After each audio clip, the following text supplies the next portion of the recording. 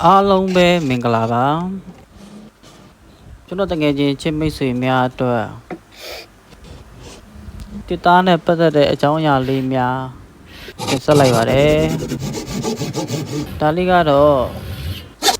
နှစ်တလက်မတစ်ချောင်းတွေကို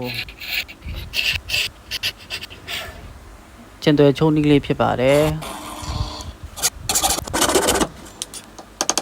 ဒါလေးကိုပြန်လည်မျှဝေလိုက်ပါတယ်အတူတူလေ့လာကြည့်ကြရအောင်ကဲလှပတဲ့အချိုးလေးတွေပါအတွက်ကူရိုးရှင်းပြီးတော့